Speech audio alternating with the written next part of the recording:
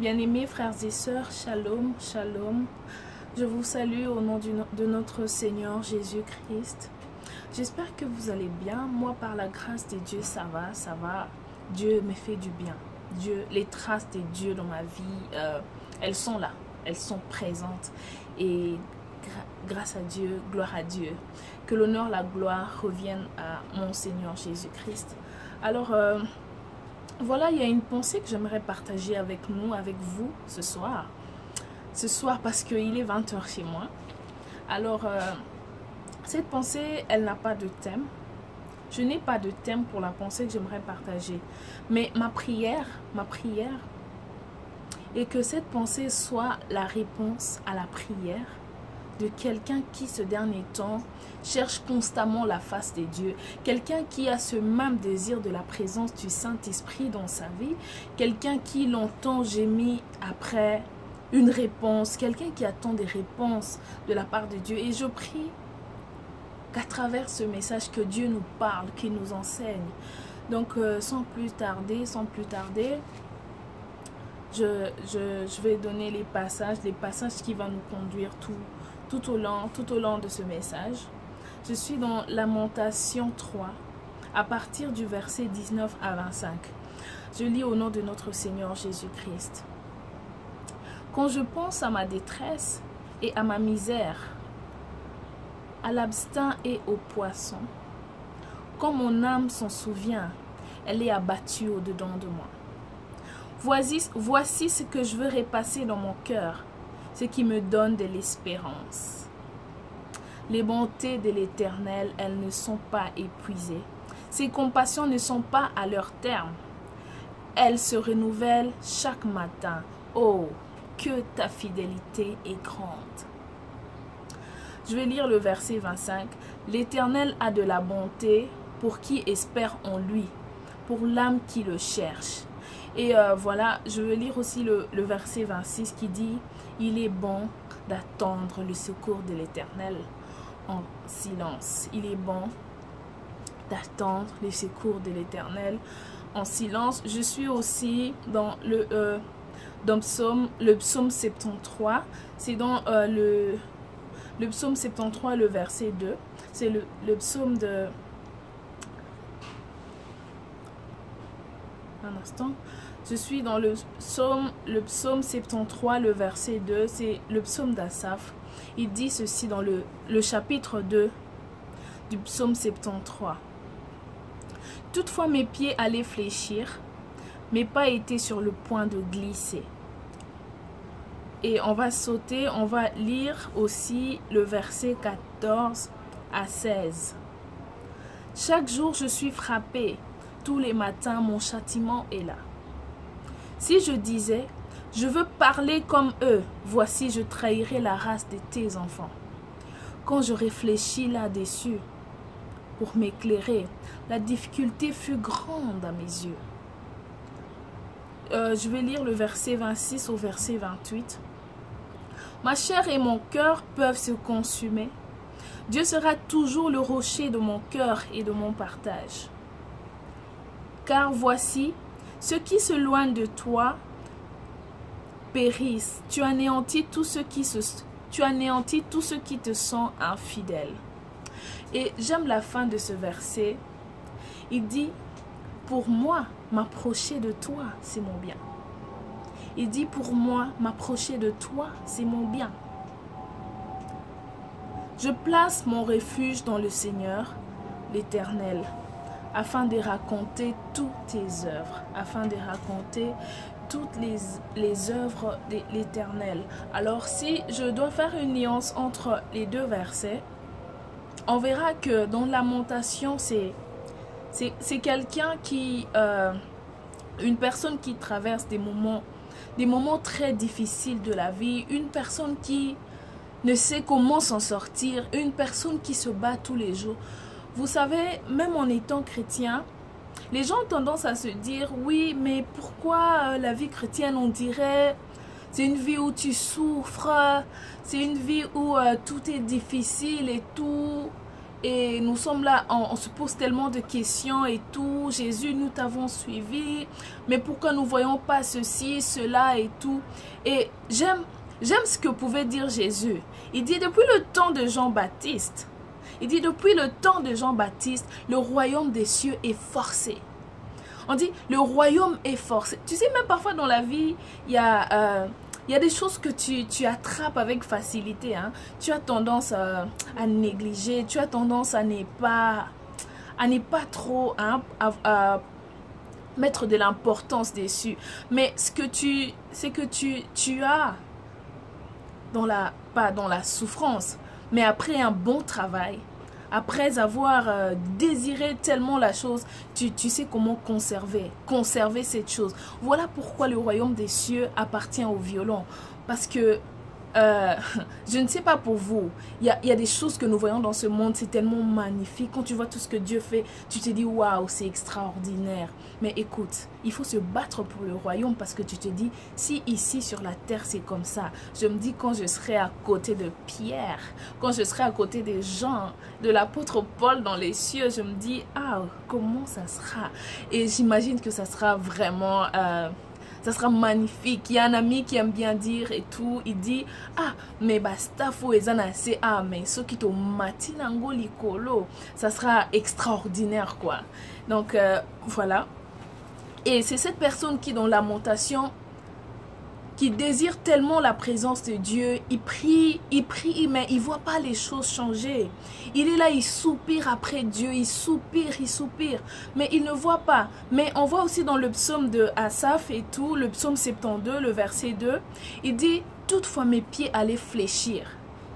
Toutefois mes pieds allaient fléchir, parce que au fait, parfois nous traversons des moments de la vie, que ce soit dans le travail, dans nos relations et tout, même notre quotidien, il y a toujours des gens, tu as l'impression, on dirait qu'ils sont en train de réveiller quelque chose qui était mort en toi. Quelqu'un qui...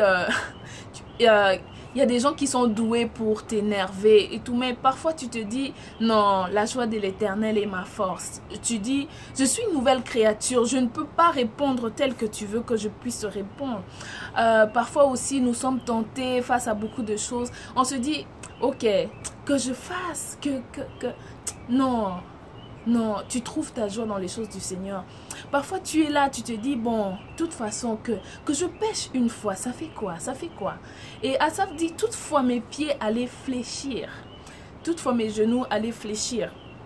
Donc une façon de dire, il voulait tomber, il est humain, mais plus tard il dit, il est allé chercher la face du Seigneur, il priait, mais il se rend compte que sa détresse est toujours là.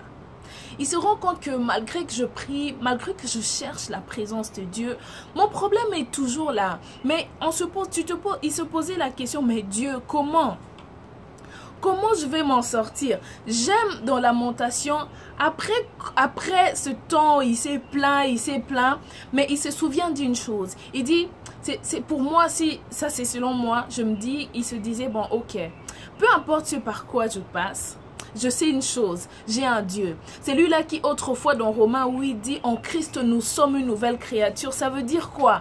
J'appartiens maintenant au royaume des dieux. Peu importe ce par quoi, tout ce que je vois, peu importe ce que aujourd'hui me montre, il est convaincu d'une chose. En Christ, je suis une nouvelle créature.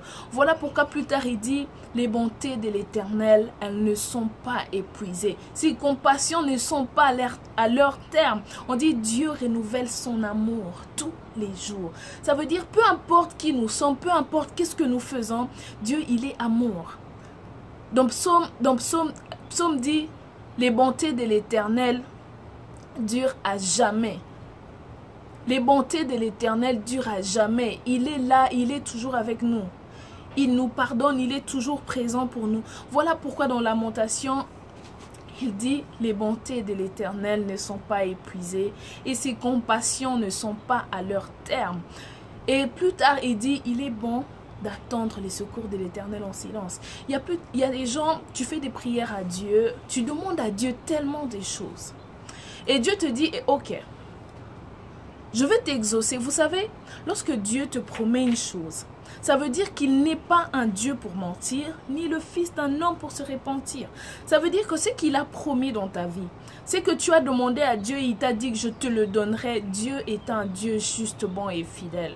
Il veille sur sa parole pour l'accomplir.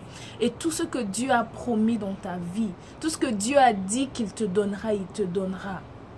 Il a dit au peuple de l'Égypte, je vous donnerai la terre promise, il a donné. Et je prie, je ne sais pas quelle mentalité tu as. Je ne sais quels sont les problèmes par quoi tu peux traverser. Mais écoute, aujourd'hui, je vais te donner un secret.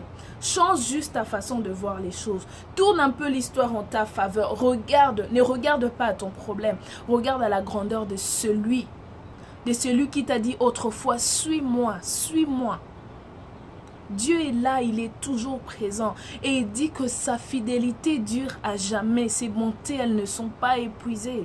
Ses bontés, les bontés de l'Éternel ne sont pas épuisées.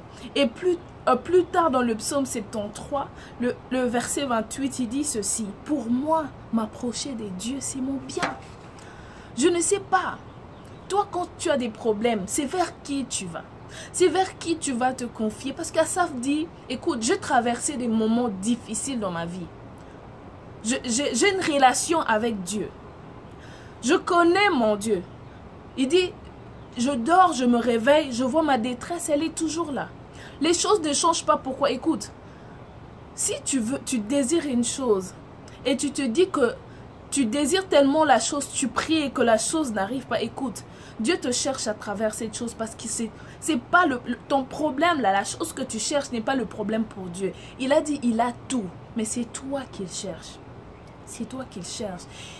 Je dirais à quelqu'un aujourd'hui, nous devons être intimes à Dieu. Nous devons être des intimes de Jésus.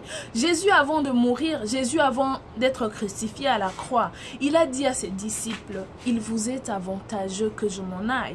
Aujourd'hui, il dit, il vous est avantageux. Pourquoi? Il dit, je m'en irai, mais celui qui viendra rendra témoignage. Écoute, les disciples, ils étaient un peu partout en train de suivre Jésus. Ils ne savaient pas qui suivre, mais ils allaient quand même. Ils allaient. Mais à un moment, c'est lui qui vous suivait, c'est lui qui était votre leader. Il dit non, écoutez, il vous est avantageux que je m'en aille et je suis là. Mais Jésus, tu vas où? Tu vas où? C'était une façon pour Jésus de dire, écoutez, je dois partir, mais celui qui viendra, il sera toujours là pour vous. Il sera toujours là. On peut se poser des questions. Mais Jésus, le disciple s'est posé la question en disant, mais Jésus, tu vas où? Nous avons tout lâché pour te suivre. Nous avons lâché nos familles et tout. Mais pourquoi? Il a dit, écoutez, moi j'y vais. Mais maintenant, c'est lui que vous devez écouter, c'est le Saint-Esprit. Il a dit, c'est lui que vous devez suivre, c'est le Saint-Esprit. Vous savez, lorsque tu as le Saint-Esprit, tu as Jésus. C'est lui qui reçoit cet avantage d'avoir ce Saint-Esprit. C'est lui qui écoute le Saint-Esprit et c'est lui qui écoute Jésus. C'est lui qui écoute le Saint-Esprit, c'est celui qui écoute Jésus. Un homme qui est intime au cœur de Dieu. Un homme qui est intime au cœur de Dieu est un homme qui va couler dans les révélations. Pourquoi dans les révélations? Parce que moi, tu dis, cette voix au-dedans de moi, c'est le Saint-Esprit. Aujourd'hui, je viens dire à quelqu'un, Christ est mort à la croix pour nous. Christ est mort à la croix afin que quiconque croit ait la vie éternelle. Asaph a dit, pour moi m'approcher des dieux, pour moi m'approcher du trône de gloire, pour moi m'approcher de ce Jésus, c'est mon bien. Pourquoi? Parce que peu importe ce qu'aujourd'hui me montre, peu importe ce par quoi je passe, peu importe ce dont je vois. Écoute, si tu ne vois pas la main de Dieu aujourd'hui, mais dis-toi, tu finiras par voir la main de Dieu. Si tu ne vois toujours pas ta prière être exaucée, dis-toi que Dieu est un Dieu fidèle, il répondra, il répondra. Il y a des gens, Dieu te promet quelque chose.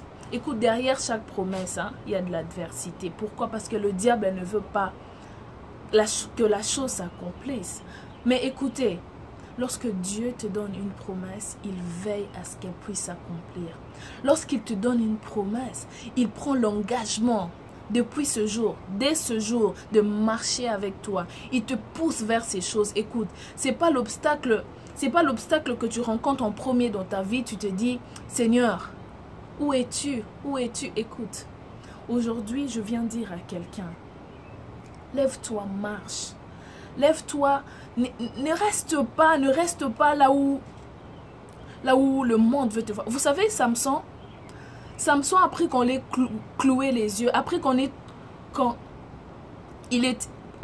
cloué les yeux, alors que ceux qui sont venus l'arrêter, ils disaient, écoutez, tu n'as plus de force, ton Dieu t'a tourné le dos. Samson a fait une prière vers Dieu, il a dit une chose, Père, même pour la dernière fois, exauce-moi. Écoutez, Dieu, peu importe le péché que tu fais, je ne te dis pas d'aller pécher, mais peu importe ce que tu fais, peu importe combien tu as déshonoré ton Dieu, mais écoute, aujourd'hui tu peux retourner au pied de ces dieux comme Samson, alors que tout le monde se moquait, tout le monde disait le grand Samson est en train de tomber parce qu'il venait de se faire trahir par une femme.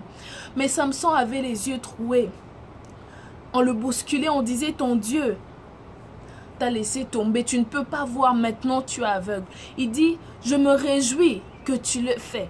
Il dit à son adversaire, je me réjouis que tu l'aies fait. C'est un peu comme Jésus, en les crucifiant à la croix, il se disait qu'ils ont tué le Christ. Non, au fait, c'était à notre avantage. Et Jésus il disait, c'est que il a même dit à Judas, écoute, c'est que tu es venu faire, fais-le. Fais-le vite. Parce que Jésus avait hâte de se donner en sacrifice pour nous, afin qu'aujourd'hui nous puissions parler de la part du Seigneur, afin qu'aujourd'hui nos voix soient les voix du Saint-Esprit qui parle à son peuple. Vous savez, Samson, il a dit à ces gens, c'est bien que tu l'aies fait, parce que le ténèbre m'aide à voir plus clair.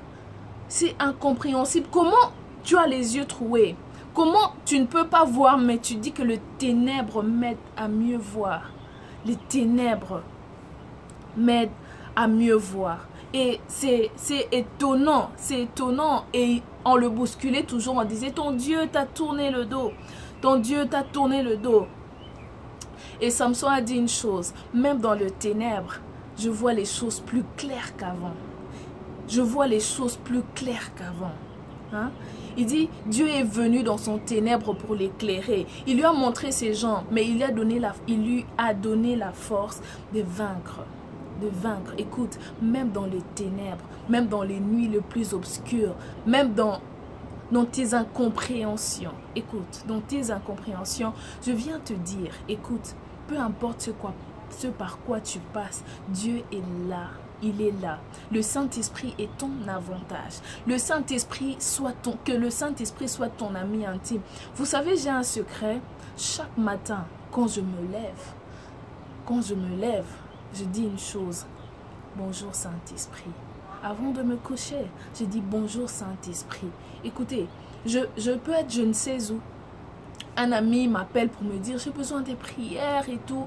Tu te dis non, je dois vite rentrer à la maison, je dois prier pour un tel. Écoute, Christ a dit il vous est avantageux. En quoi c'est avantageux pour toi? Ça veut dire peu importe l'heure à laquelle mon ami m'appelle, à l'instant où je me trouve, je déclare des choses sur ta vie et cela arrive. Je n'ai pas besoin d'aller me cacher, je n'ai pas besoin de rentrer à la maison. Là, c'est faire du Saint-Esprit une expérience. Non, le Saint-Esprit doit être dans ta conscience, te dire qu'il est là.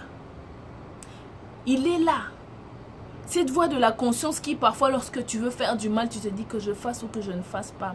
Le Saint-Esprit est la voix de la raison. Le Saint-Esprit est la voix de la raison. Et je prie aujourd'hui avec quelqu'un. Je ne sais quel est ton problème, mais je déclare dans ta vie. Après ce message, tu verras les choses différemment. Tu verras tes problèmes différemment. Écoute, un conseil. Change ta façon de voir les choses. Change ton positionnement. Change un peu des positions. Regarde un peu ton problème. Et regarde ton Dieu. Regarde la grandeur de celui qui a créé toutes choses. Et tu verras que Dieu est capable de tout. Il est capable de tout. Mais pose-toi une question, Seigneur, pourquoi tu tardes? Il a dit, j'ai besoin de toi. J'ai besoin de toi.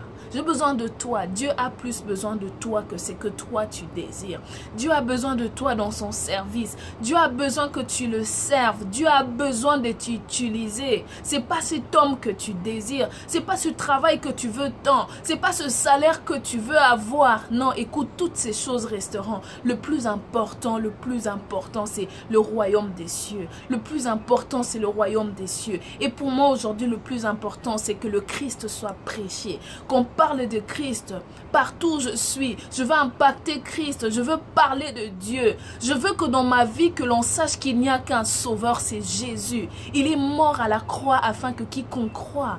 Il est mort à la croix afin que quiconque croit en lui ait la vie éternelle. Écoute, je veux déclarer dans ta vie comme dans Romains 8, écoute, toutes ces choses qui te retenaient encore en arrière, écoute, je déclare au nom de notre Seigneur Jésus-Christ, ces choses sont passées.